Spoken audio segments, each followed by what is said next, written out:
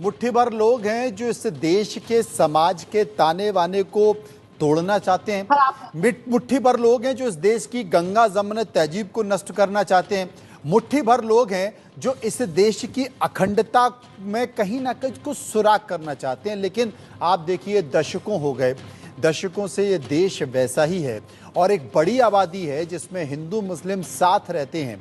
अगर मुस्लिम दीपावली की बधाई और शुभकामना देता है तो हिंदू भी ईद की मुबारकबाद देता है, ये उद्देश्य है। लेकिन ऐसे चंद लोग जो इस देश की एकता और अखंडता को अपने राजनीतिक फायदे के लिए इस तरह नुकसान पहुंचाते, कम से कम उनको सोचना पड़ेगा। और ऐसे कुछ लोगों के बयान हैं जो लगातार तैरते रहते हैं। ऐसे कुछ चुटभइये लोग हैं जो अलग अलग छोटी सभाओं के जरिए इस तरह के संकेत देते हैं। मुझे लगता है कि समाज के लोगों को निकल कर आना चाहिए और चाहे वो हिंदू समाज के लोग हों या मुस्लिम समाज के लोग हैं, उन्हें निकल कर आना चाहिए और उन्हें इस बात का अलख जगाना चाहिए, संकेत देना चाहिए कि देखिए, जिस तरीके से देश में हिंदू मुस्लिमों की बातें हो रही हैं, इससे हमारे देश की नस्ल पर बड़ा असर पड़ेगा और इसमें सरकार को भी महत्वपूर्ण भूमिका निभानी होगी।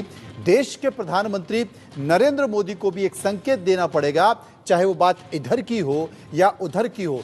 किसी भी तरफ के लोगों को देश में कम से कम वैमनस्यता फैलाने की अनुमति नहीं होनी चाहिए। और मुझे लगता है इस वक्त देश के प्रधानमंत्री नरेंद्र मोदी की राष्ट्रीय और अंतर्राष्ट्रीय स्थिति जो है वो एक बहुत महत्वपूर्ण, हमारा देश तरक्की कर रहा है, आगे बढ़ रहा है। कई अंतर्राष्ट्रीय शक्तियां हैं जो हमारे देश पर निगाह लगाए बैठी हैं, नुकसान पहुंचा सकती है।